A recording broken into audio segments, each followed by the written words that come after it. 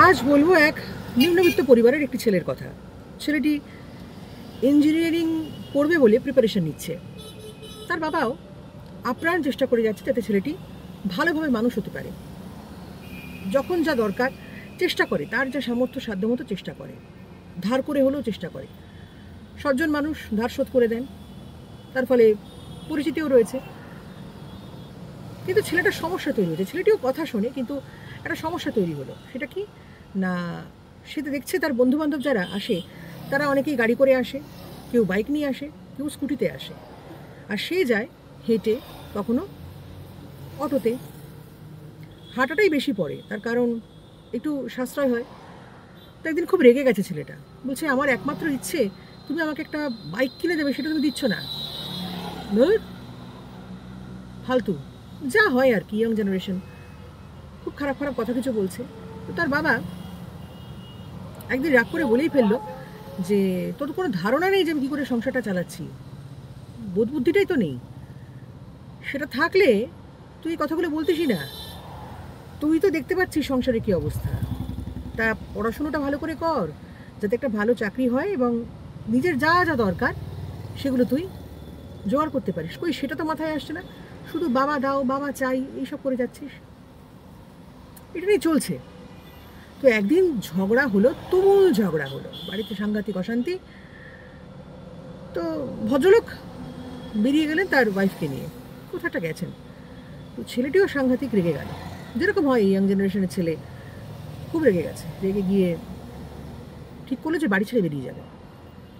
তো বাড়ি থেকে বেরোতে যাচ্ছে, হঠাৎ দেখছে যে পার্স, বাবার মানি ব্যাগটা বেশ ফোলা এবং উঁচু। তাদেরকে ছেলেটি বলছে, বাহ, এই তো এটারই দরকার ছিল, আগে কিছু খাবো তারপরে টাকাটা ওড়াবো, বুঝবে তুমি কি মজা, আর আমি আর ফিরবও না।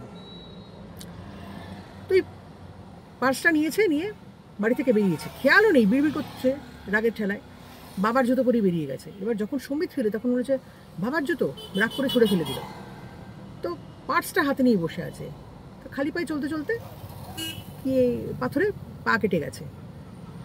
এবার বসে পড়েছে যে কি করি, পাটা তো কেটে গেছে, ঠিক আছে আগে একটু সামনে হসপিটাল আছে যাই, পাটা ঠিক করে নিই, তারপরে খাবো দাবো, ঘুরবো ফিরবো, যা খুশি করব, দেখি তোমার পয়সা আজকে কোথায় যায়, বার করছি তোমার।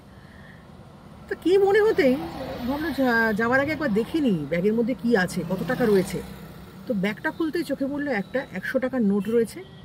তো বললো একটা 100 টাকা নোট, ভিখিরি নাকি, এত ফোলা কেন? তো দেখছে আস্তে আস্তে সমস্ত কাগজ বেরোচ্ছে, এবং কাগজগুলো হচ্ছে কখনো কোনোটার বিল, প্রয়োজনীয় বিল। একটা কাগজ খুলেছে, খুলে দেখছে যে 40,000 টাকা ধার করেছিল সেই ছেলেরই জন্য ল্যাপটপ কিনে দেবে বলে, সেই ল্যাপটপের রিসিট, যার কাছ থেকে ধার করেছে তার চুক্তিপত্র চোখে পড়লো, ওটা ব্যাগের মধ্যে রয়েছে। আরও খুলছে, খুলতে খুলতে যাচ্ছে, দেখছে কোনোটা ইলেকট্রিক বিল, কোনোটা প্রয়োজনীয় বিল। এবার যত দেখছে তত চোখ দিয়ে জল পড়ছে। রিয়েলাইজ করতে পারছে যে বাবা এক্স্যাক্টলি কী করে সংসারটা চালায়, আর আমি কি করলাম, এত বড় বড় কথা বলে দিলাম, এইভাবে অপমান করলাম।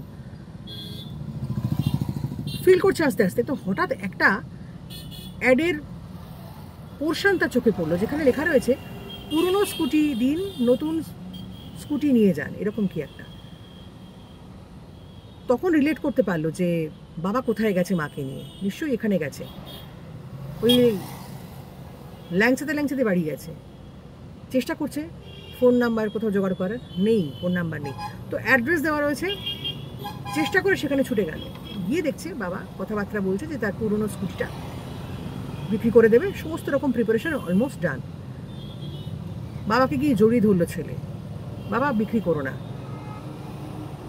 তো বলে কেন বিক্রি করবো না কেন, তো তো নতুন বাইক দরকার, সেই ব্যবস্থাই হচ্ছে, তুই এসব নিয়ে ভাবিস না। তো ছেলে চিৎকার করে কাঁদছে যে বাবা তুমি বিক্রি করো না, কারণ এর সঙ্গে আমাদের পরিবারের অনেক স্মৃতি জড়িত রয়েছে, এটা তোমার কাজে লাগে, এই সংসারে অনেক রকমভাবে সাহায্য করেছে। রিকল করতে শুরু করলো সব কিছু। একে বাড়ি নিয়ে চলো, আমি বিক্রি করতে দেবো না, যা করার আমি করবো, তোমায় কথা দিলাম। ব্যাস, বাড়ি চলে এলো। মরাল অফ দ্য স্টোরি কি? মরাল অফ দ্য স্টোরি হচ্ছে, মাদের নিয়ে তো অনেক কথাবার্তা হয়, অনেক রকমের কোটেশন, অনেক কিছু। বাবাদের নিয়ে গল্প কম হয়। আসলে বাবা হচ্ছে এমন একটা ছাতা বা একটা ছাদ, যার পকেট যতই খালি থাক না কেন, না বলবে না, না বলবে না। বাবার থেকে বড় লোক আর আছে নাকি কেউ? কি বলেন? যার বাবা আছে তার ছাতা আছে। বাবা হচ্ছে পৃথিবীর সেই বড় লোক যে খালি পকেটেও বলতে পারি, এগিয়ে যা, পিছনে আছি, চিন্তা করিস না। এইটা হচ্ছে বড় লোক। আজকের স্টোরিটা বাবাদেরকে, সব বাবাদেরকে, ভালো বাবাদেরকে উৎসর্গ করলাম, ভালো মানুষ বাবাদেরকে উৎসর্গ করলাম। ভালো থাকুক সব বাবারা। মারা তো অবশ্যই ভালো থাকবেন। ভালো থাকুন।